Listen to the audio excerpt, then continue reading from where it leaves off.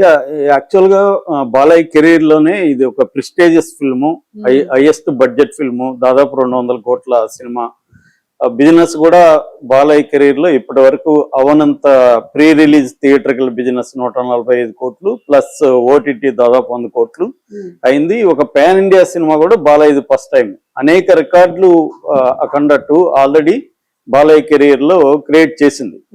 అంటే అంత important film ఇది బాలయ్య మొత్తం కెరీర్ లోనే ఇంపార్టెంట్ ఫిల్మ్. పైగా అఖండ 1 2021 రిలీజ్ తర్వాత బాలయ్య కెరీర్ కంప్లీట్ గా మారిపోయింది. అంతవరకు ఒక పద్ధతిలో వెళ్తున్న బాలయ్య కెరీర్ పీక్ వెళ్ళిపోయింది. దీంతో ఇంకా పీక్ వెళ్ళిపోయే అవకాశం ఉంది. ఎందుకంటే ఇప్పటి వరకు బాలయ్య కెరీర్ లో 500 కోట్ల సినిమా అనేది ఏది రాలేదు. సో ఇది వచ్చే అవకాశం దీనికి ఉంది. అలాంటి అనేక రకాలుగా ప్రెస్టీజియస్ ఫిల్మ్ ఇది ఎందుకు ఆగిపోయింది అనేది ఇప్పుడు అందరిలో చర్చ. ముఖ్యంగా బాలయ్య ఫ్యాన్స్ కానీ లేకపోతే తెలుగుదేశం వాళ్ళు కానీ మొత్తంగా ఇండస్ట్రీ సినిమా లవర్స్ కానీ అందరూ కూడా షాక్ అయ్యారు. ఎందుకంటే మామూలుగా పెద్ద హీరోల సినిమాలు ఎప్పుడైనా ఆగిపోతుంది అనుకున్నప్పుడు వాళ్ళకి ముందు తెలుస్తుంది. తెలిసినప్పుడు హీరోలు రంగంలో దిగుతారు. మనకి ఇప్పుడు హరిహర వీరమలకు కూడా సేమ్ ప్రాబ్లం, అది కూడా ఆగిపోతుందేమో అనుకున్నప్పుడు పవన్ కళ్యాణ్ రంగంలో దిగి తను డీల్ చేసి తను దగ్గరుండి సాల్వ్ చేశాడు. ఎప్పుడైనా పెద్ద హీరోలు చేయాల్సిన పని అదే. ఎందుకంటే వాళ్ళ కెరీర్ కూడా ఇంపార్టెంట్ కాబట్టి వాళ్ళు మాట్లాడితే అవతల వాళ్ళు కూడా వింటారు.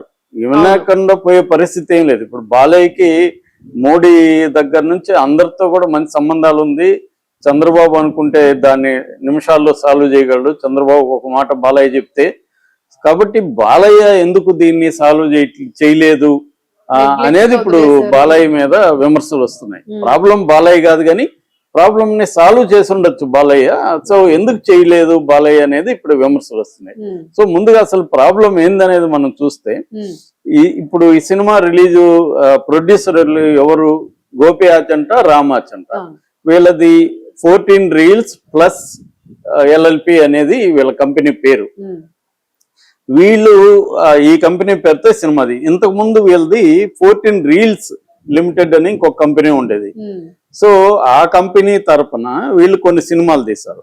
ఇందులో ఎరోస్ ఇంటర్నేషనల్ మీడియా లిమిటెడ్ అనే ఒక చాలా ప్రెస్టీజియస్ బ్యానర్ వాళ్ళది. హిందీలో చాలా సినిమాలు తీశారు వాళ్ళది. ఇంటర్నేషనల్ గా కూడా నేమ్ ఉన్న banner. Kishore Lalla and Sunil లల్లా అని ఇద్దరు బ్రదర్స్ దానికి ఓనర్స్. సో వాళ్ళతో వీళ్ళు టైఅప్ అయ్యి నేను ఒక్కడనే అనే సినిమా మహేష్ బాబుది, తర్వాత ఆగడు రామ్ చరణ్ది, ఇవి తీశారు. తీసినప్పుడు వీళ్ళకేవో లావాదేవీలు ఉన్నాయి. అంటే కో ప్రొడక్షన్, డిస్ట్రిబ్యూషన్ అలాంటి దీంట్లో హీరోస్ ఇంటర్వ్యూన్ అయింది. సో వాళ్ళకి 14 రీల్స్ వాళ్ళు డబ్బులు ఇవ్వాలి. ఇది బేసిక్ గా. ఈ డబ్బులు ఎంత అంటే 27,70,00,000.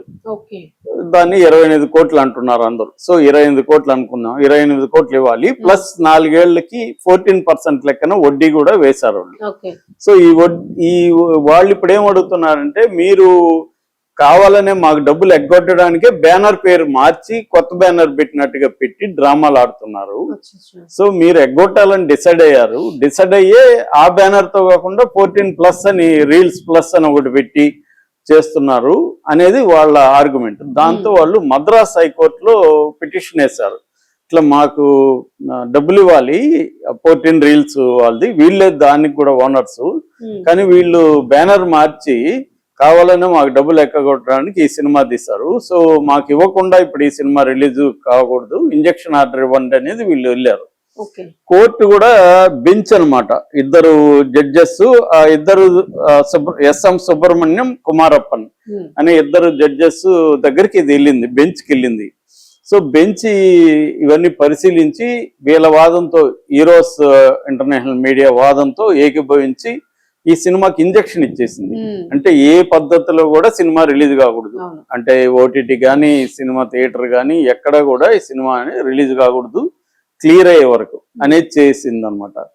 సో ఇది ఇప్పుడు వాళ్ళు, మనకు తెలిసిన సమాచారం ఏంటంటే, సగమన్నా ఇప్పుడు ఇవ్వండి, ఎందుకంటే వాళ్ళు ఇప్పుడు ఇవ్వకపోతే మళ్ళీ డబ్బులు రావు అని వాళ్ళు కూడా గట్టిగా ఇప్పుడే చేశారు.